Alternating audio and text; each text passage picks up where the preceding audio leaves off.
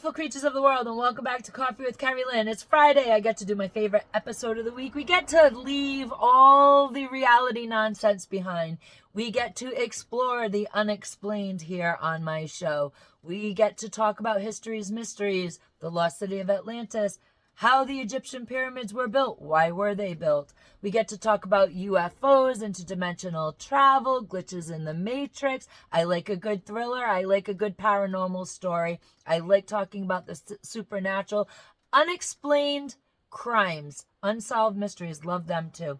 And I especially love people who have real stories about real events that they cannot explain in their lives. They don't even tell these stories to friends and family, because they don't want to be seen as the weird person.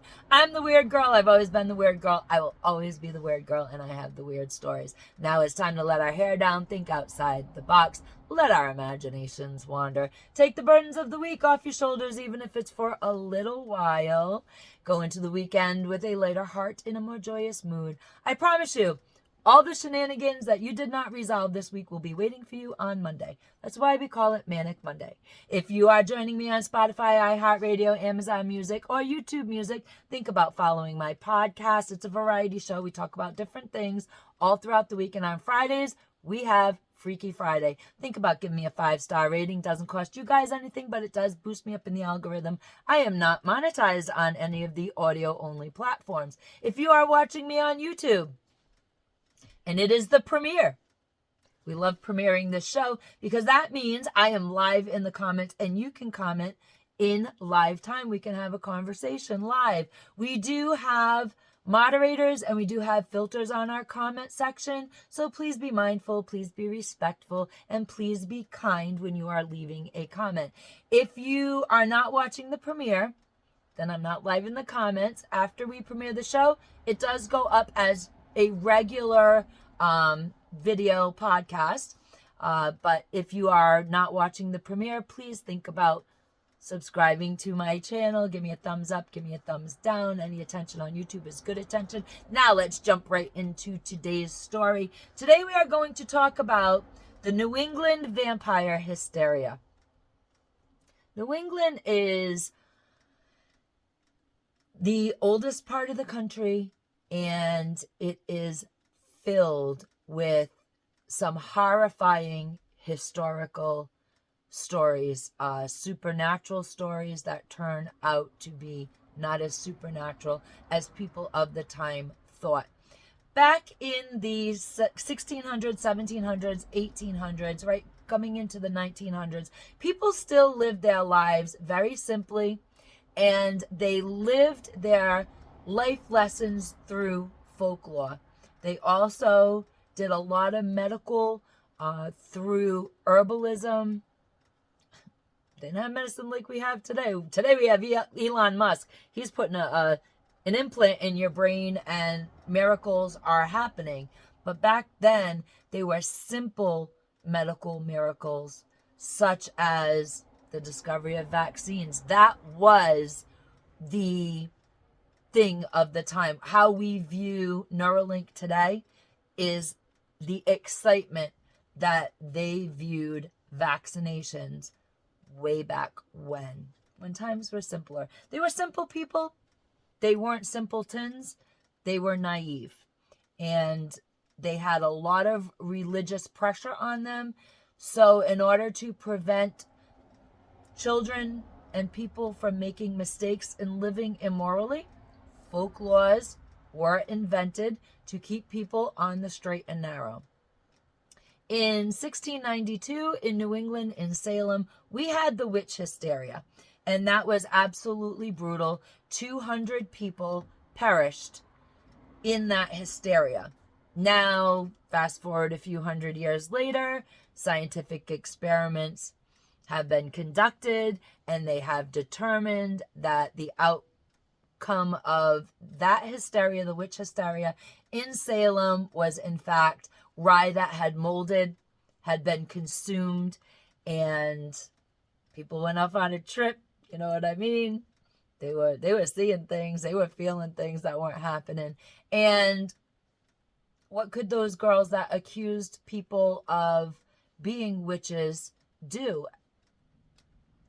They had a lot of guilt on their minds, on their souls, on their hearts. The only thing that they really could do was continue with the hysterics. And of course, you have mass hysteria that did crop up from that, and it spread throughout all of New England. Salem was not the only place that persecuted witches. My family has a very old background in New England. I am the 13th generation great-granddaughter of Samuel Gorton.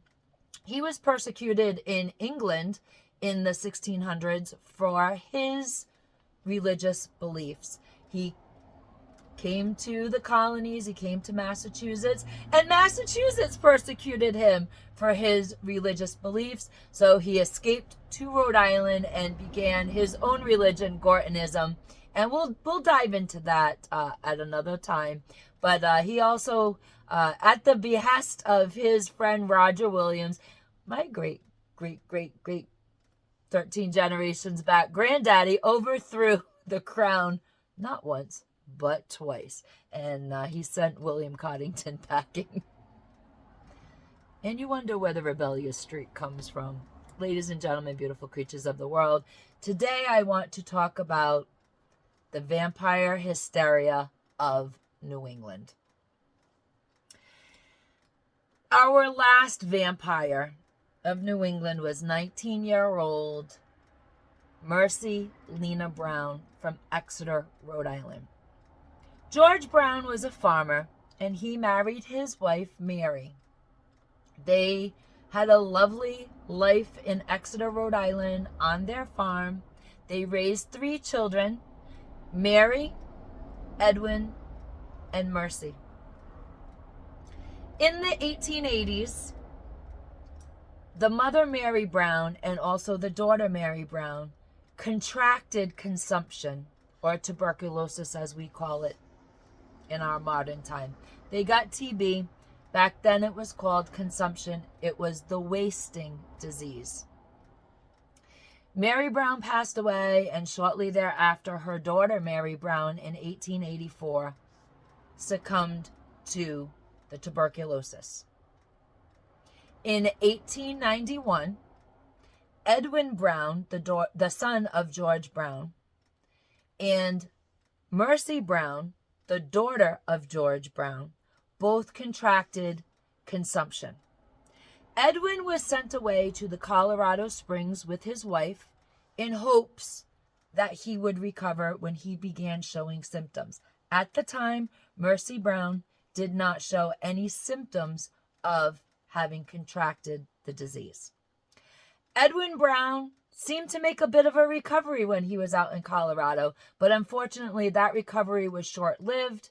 He fell ill again, and he and his wife were sent back to Exeter, Rhode Island, where he would live out his days until his passing.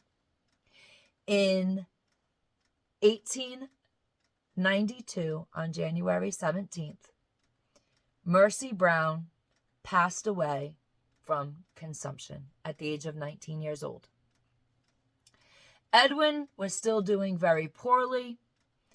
The townsfolk were seeing other cases of consumption in the area, so they decided in their simple folklore ways that Mercy Brown was a vampire, and she was causing people in her community, including her brother, to waste away to death. On March 17th, 1892, a local doctor persuaded George Brown to allow him to exhume the bodies of his wife Mary, his daughter Mary, and his daughter Mercy Brown, who had just recently passed away. George was a religious man, but there was a lot of pressure throughout the town, and so he allowed them with great reservation to exhume his wife and his 2 daughters. The good doctor took with him to the exhumation a small group of people whom the doctor trusted, including a journalist of the time. and he dug up Mary Brown and her daughter Mary Brown, checked out the bodies, and they were showing normal signs of decomposition for the amount of time that they had been buried.